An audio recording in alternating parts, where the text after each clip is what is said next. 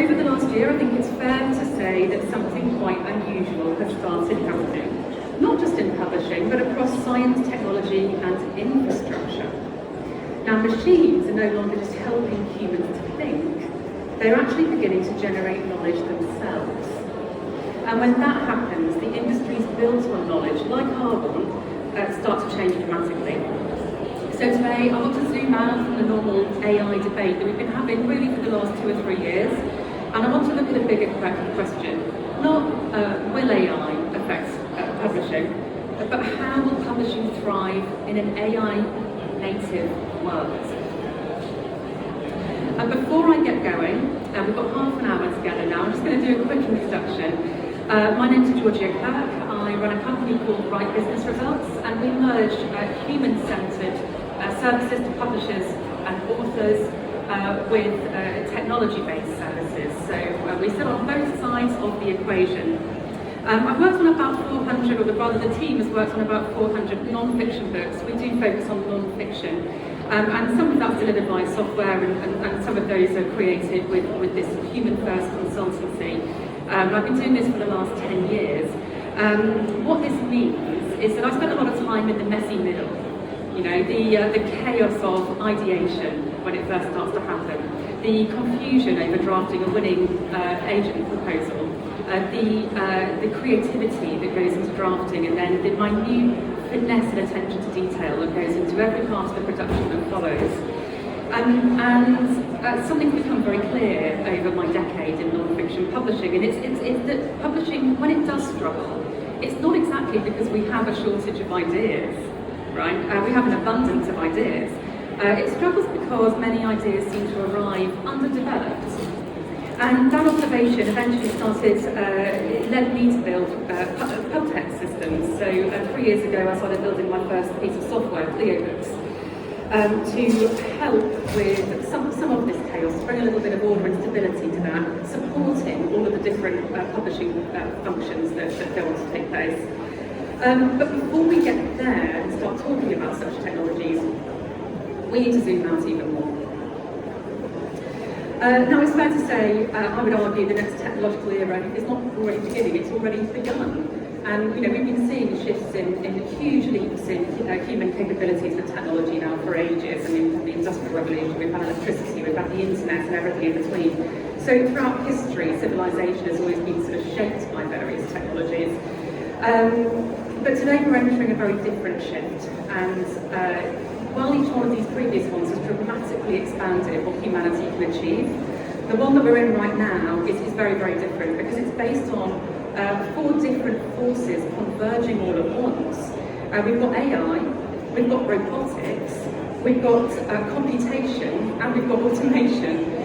And as much as I'm going to make the case that it's all very sophisticated these days, I'm sure the early days of ChatGPT are far too painfully close to our day-to-day reality that we remember, you know, playing around with this, and it writes a haiku, and then you ask it a meaningful question and it kind of shows up a bit like that, and you're like, oh, this idiot. But it's come on so quickly, and the rate of development that we're seeing is so rapid that we obviously as an industry are asking, what on earth do we do, what do we ignore, and how do we keep up? So together these things create something totally new, and technologists serving in Silicon Valley are calling this the era of abundant intelligence. And what is that if it's not just a snazzy phrase? Well, it means that the intelligence itself is compounding beyond human input.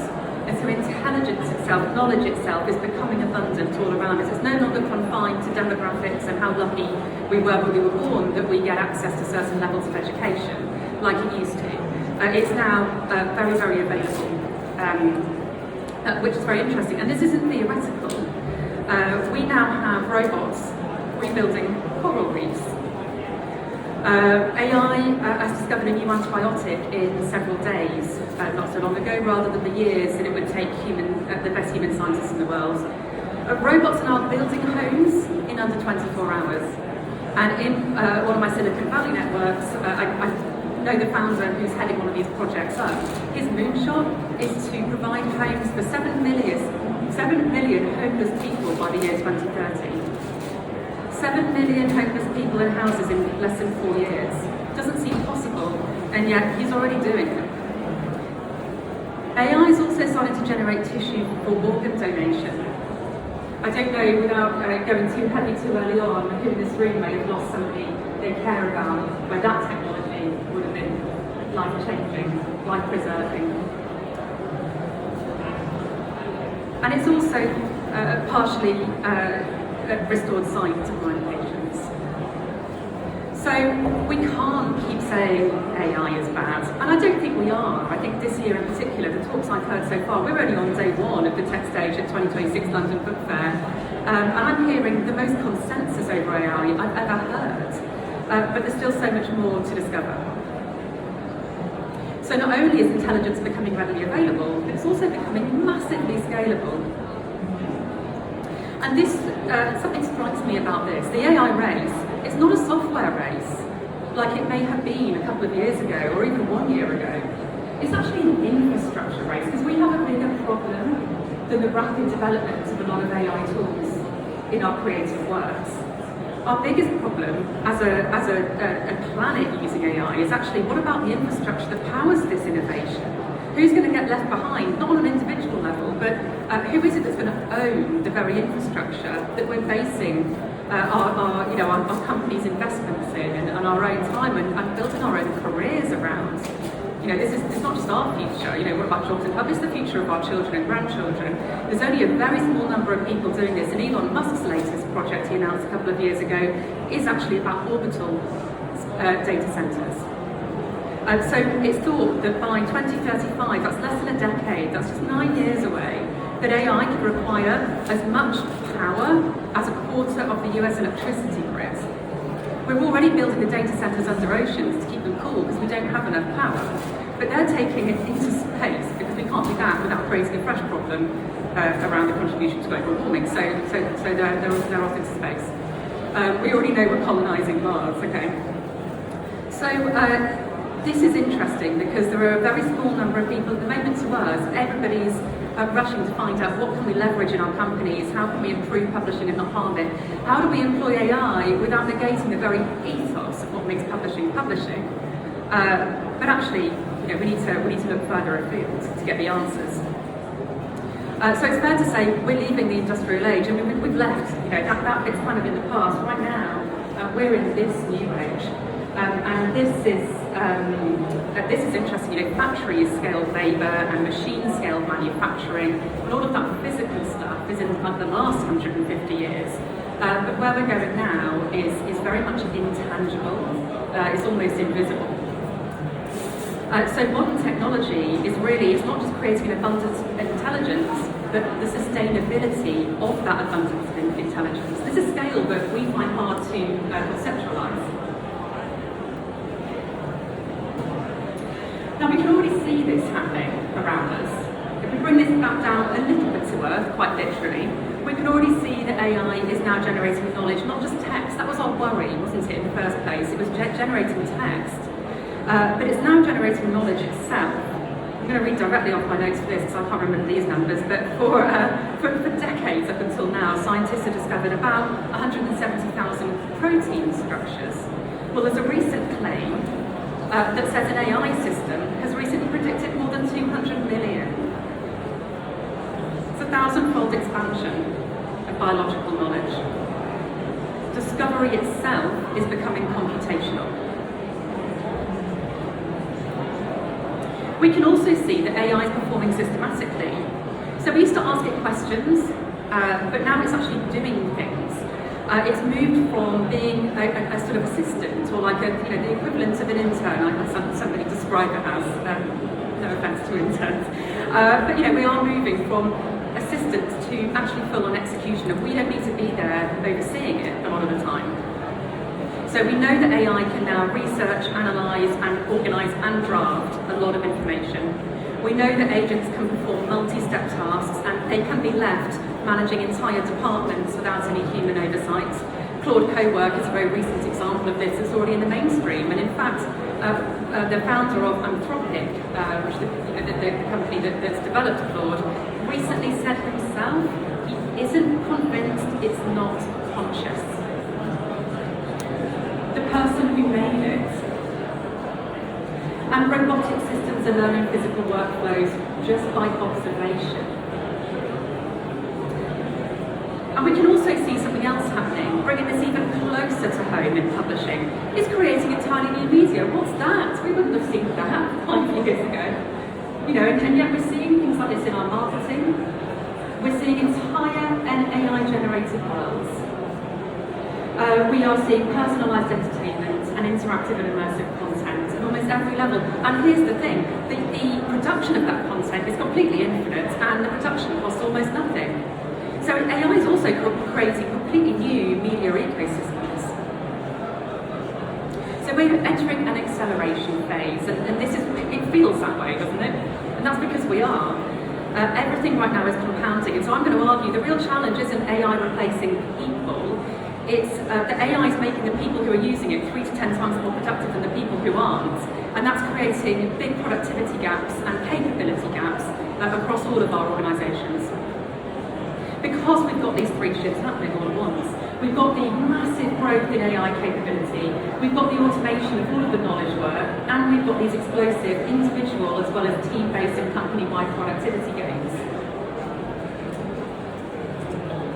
So this does raise a question, doesn't it? What happens when abundant intelligence, at some of the scales that we see it at work in life sciences, in technology that affects all of humanity, what happens when that really reaches publishing? Because it's imminent and it's already beginning, we can see the evidence of it all around us. What happens?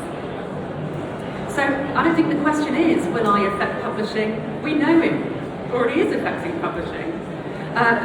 And I think we kind of passed that now. We've got to kind of stop majoring on that because it's already happened. I think a better question is, how does publishing thrive in an AI native world? And this question begs an important mindset shift that is uncomfortable. And that uncomfortable reality is that AI isn't coming into our world. You know, previous discussions have been a little bit like, okay, well, how do we let it in? How do we decide how it's going to be incorporated? We don't. It's being, we live in its world. We're in an AI native world. People are using it, our authors are using it, in spite of us. So how do we thrive, knowing that these capabilities are growing and existing all around us? Well, luckily, books are very powerful, and of course we all know that. But they're a technology in and of themselves, and you can see that through their resilience over time. You know, publishing is a very old industry, it's very established, and it's taken on many forms over the years. But in terms of the new ways that it's being impacted, we can see that conversational interfaces are already replacing static search. We can see that knowledge is now interactive, it's dynamic, everything's personalised. And we can see that information systems are becoming very interactive environments. You know, imagine what somebody would have said to you 10 years ago if you had said, oh, I'm just having a chat with my audiobook. This sounded ludicrous, and yet this is what's going on. So the product itself, driven by consumer demand, is doing very well. But this is what exposes the real productivity gap. This is the hidden inefficiency that we're all dealing with. It's the infrastructure in the publishing organisations.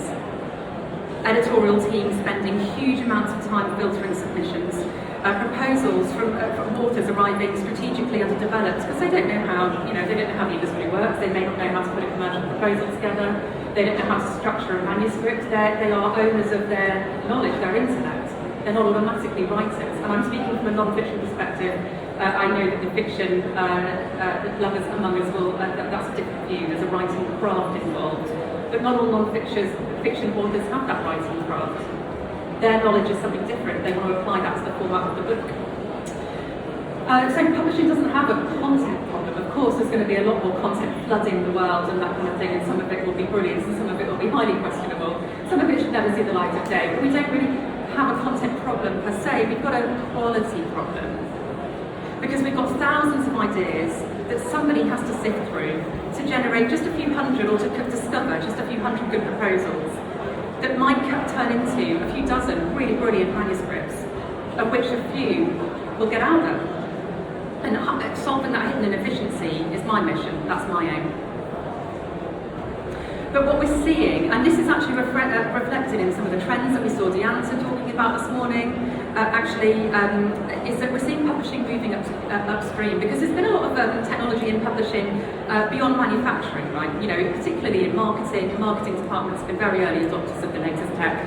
But we're seeing it moving further upstream in what has traditionally been a human-only creative area. Oopsie, wrong way. We're seeing publishing move into idea validation. You know, authors are now wanting to know, well, how do I validate this idea before I commit years of my life to putting something on paper? Publishing teams want to know, does this idea have legs before we invest thousands into production? You know, there's got to be some way of objectively filtering the proposals that come through, so that acquisitions teams can focus on their unique abilities, what they're really there to do. And how about some, the editorial intelligence before the human editorial intelligence to help make some objective decisions before getting into the granular detail? And so this is where we're seeing a lot of development now taking place. And I was at the New York Book Fair last June, and I remember saying there, that the book production, the earlier stages, the creative phase, are one of the last frontiers of the publishing process, where AI is yet to kind of filter through. And in less than 12 months, we've seen that change. So publishing really is starting now much earlier in the production process, where that phase used to be left typically to authors, the ideation and the doing. And then it was like, well, put your book together and send it through. Now there's a lot more collaboration between people at all different aspects, all different parts of the industry. And how many times have you seen this quote today already? We're only on day one. Alan Kay, computer scientist. I've seen it at least once, and definitely once in this morning's talk. But because it's so relevant, the best way to predict the future is to invent it. Well, what does the future of publishing look like then, from an inventor's perspective? We're seeing it's going to be built around three core capabilities. Not the overall forever future, because everything's moving too fast for that, but certainly in the near term, we can see the emergence of different types of intelligence being applied to the human-led process. We're seeing idea intelligence, we're seeing book development systems, helping authors through a less chaotic drafting process, and we're seeing editorial intelligence, objective data, complementing the subjective eye. In other words, we're trying to rely on technology, we're trying to collaborate with technology to validate structure and diagnose before really applying our human creative genius. So we're going from idea to editor-ready manuscript, and this is what that emerging publishing workflow with artificial intelligence and agentic AI and agentic co-workers is starting to look like. We've got the idea that actually happens, but before, we used to have to crystallise our idea. Authors would have to do so much work on that idea before taking it to somebody in the industry. And even then, from the person in the industry's perspective, because they're so skilled and educated in this world, they may still be looking at the idea and thinking, I don't know, it's not really clear enough yet, there needs to be this huge gap. Now we're seeing both authors and editorial teams looking to validate an idea before too much work is done on it from both sides. We're looking at strategic proposal engineering. What kind of filters are in place to assess the ideas that are coming through? How is book planning and drafting now being done? Because we don't want authors going to ChatGPT and saying, write me 60,000 words and sending it to an editor just to see if they can get a bit of positive feedback before they spend the next 2 years doing all the work. And neither do they, Really real authors, talented authors, even if they don't yet consider themselves writers, all the ones that I'm meeting are the owners of their knowledge. They don't want something or somebody else's. They want to express their genius and what they bring to the world. And so they're looking to technology to help them plan and draft. They're just not entirely sure which technology is good and which technology is bad for that yet. And we're also seeing manuscript diagnostics and improvements happening in the editorial stages.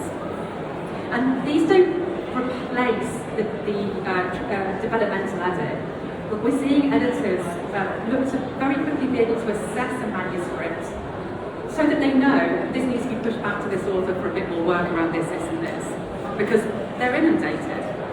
So it's helpful, and at that point it can go into the more traditional editorial process.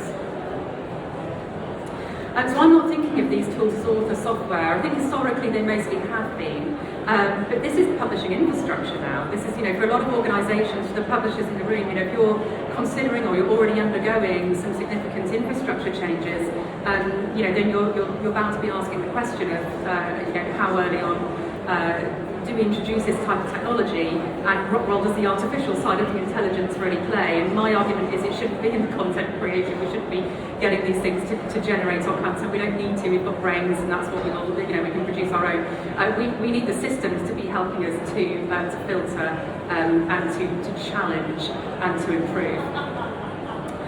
So this is what this looks like in terms of some of the systems that already exist that are being built in this space. We've got BookVantage, which deals with the proposal engineering.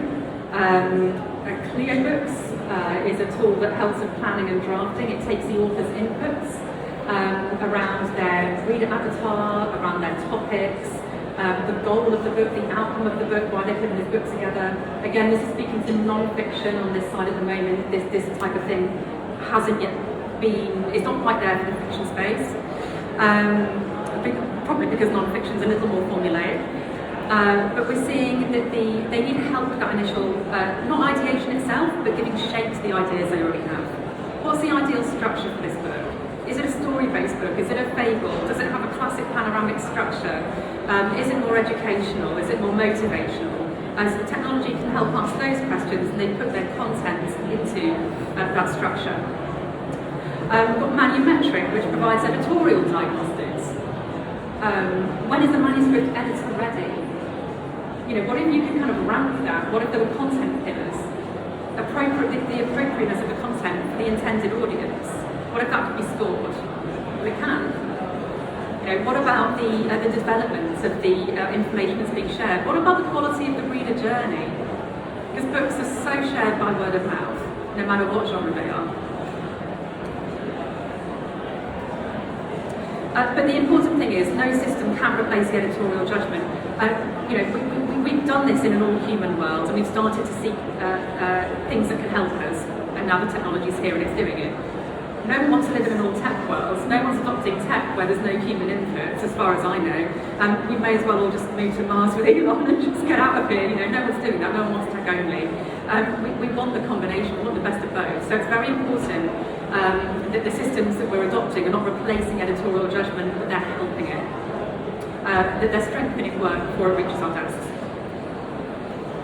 And these are a few screenshots, but I imagine they're a bit hard to see over there. These are some of the tools that I've mentioned, but they are being displayed on the Right Business Results stand just over there, if anybody does want a demo or a walkthrough.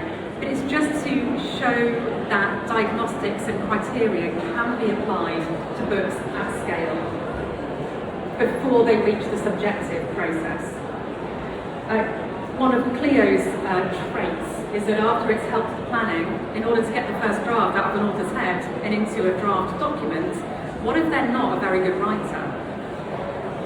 The skill of being a great author and the skill of being a writer, they're kind of two different skill sets.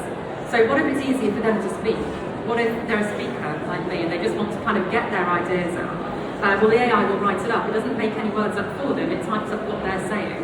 So it enables them to get that draft out of their head and into a document far faster, and then they can start working with it and working with an editor on it. And Manumetric there with its diagnostics, some pillars there that it's looking at. When is this ready to submit?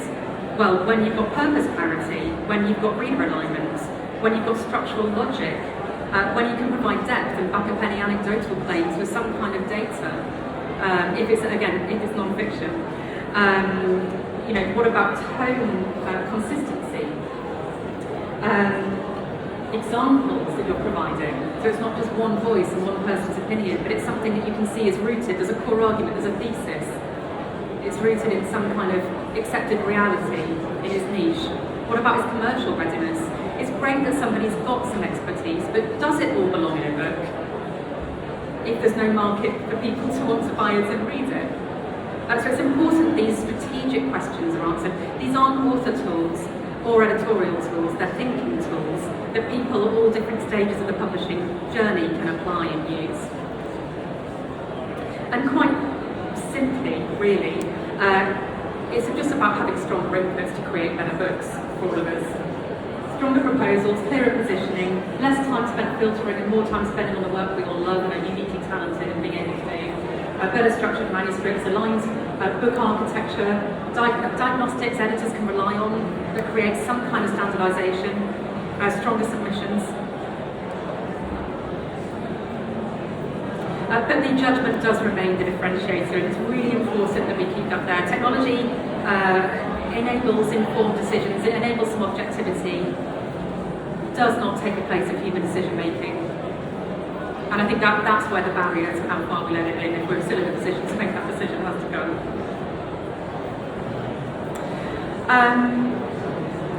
These tools are available, as I say, in the right business result standards. Clio Books has been live for 2 years, so that's something that anybody can access. Bookvantage and Manumetric are offering early pilots. They're not yet live, they're being used internally. So there is an opportunity to have a walk through and see those in a bit more detail. But other than that, I hope the talk has been helpful. If you do want to join that pilot, it's right there. We've got a few minutes left. If there was a question, I'm very happy to take it. So if someone wants to stick their hands up, go for it.